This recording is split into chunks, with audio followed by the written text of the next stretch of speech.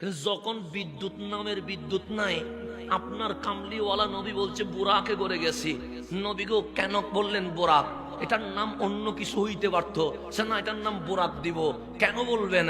সে এই কারণে বলবো, বিজ্ঞান বলছে উপরে নাকি অক্সিজেন নাই, অক্সিজেন যদি না থাকে ঊর্ধ্বগমন সম্ভব নয়।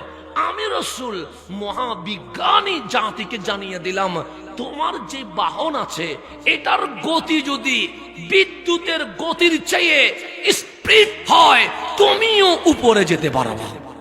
এটা বলছে রহমতুল্লাহ। তো বিদ্যুৎই নাই, নবী সূত্র বুঝবে কেমনে?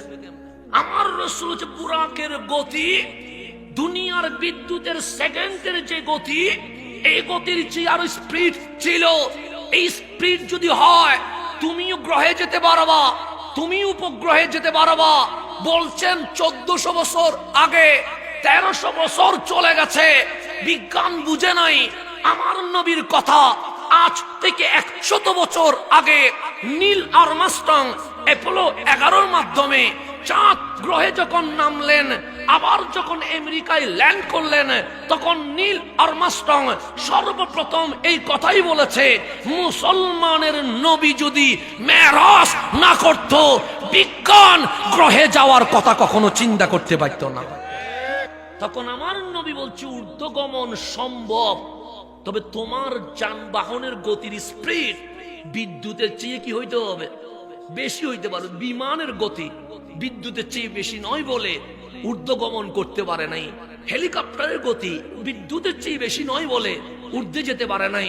যখন রকেটের গতি বিদ্যুতের চেয়ে আরো স্পিড হয়ে গেছে, এখন বিজ্ঞান গ্রহে উপগ্রহে যাওয়া শুরু হয়ে গেছে। আমার নবীর মেথড বুঝতে বিজ্ঞানের 1300 বছর লাগছে। কয়শো বছর? তা আপনি চিনবেন কেমনে? আমি চিনবো কেমনে রহমতুল্লিল আলামিনকে? বিজ্ঞানের লাগছে 1300 বছর শুধু কি বুঝতে? মেরাজ বুঝতে। আর গুলো না, শুধু মেরাজ একটা পয়েন্ট বুঝতে 1300 বছর লাগছে। আমি হাসানের না, আপনার না, কার? বিজ্ঞানের। তো বিজ্ঞানের সূত্র ছিল উপরে যাওয়া যায় না, আজকে থেকে 100 বছর আগে বলছে যাওয়া যায়। তাহলে এখন চেঞ্জ হয়েছে কি হয় নাই? আজকে থেকে আপনি আরো আগে যান, বিজ্ঞানের বইয়ে লেখা আছে পৃথিবী চ্যাপ্টার। পৃথিবী কি আপডেট হইল? বিজ্ঞান বলছে পৃথিবী গোল। কিসের মতো? ফুটবলের মতো। আরো আপডেট হলো, বিজ্ঞান বলে পৃথিবী গোল, ফুটবলের মতো নয়, একটু ডিম সাইজ হবে। তাহলে বিজ্ঞানের সূত্র চেঞ্জ হচ্ছে কি হচ্ছে না? 1500 বছর চলে গেছে, আল কোরআনের একটা শব্দ 1 মিনিটের জন্য চেঞ্জ হয় নাই। মালিক বলে বিজ্ঞান চেঞ্জ হইতে পারে, ল চেঞ্জ হইতে পারে, খাবারের লিস্ট চেঞ্জ হইতে পারে, দিন রাতের ভেতরে তফাৎ আসতে পারে। পৃথিবীর হয়তো বা ভূমিকম্পের কারণে সমুদ্র ভূমিতে রূপান্তর হইতে পারে, ভূমি সমুদ্রে চলে যেতে পারে। 1500 বছর চলে গেছে, আল কোরআনের একটা শব্দ চেঞ্জ হয় নাই। এই চেঞ্জ না হওয়া, ইসলাম হক, নবী হক, আল্লাহ হক, এটার দলিল হয়ে গেছে।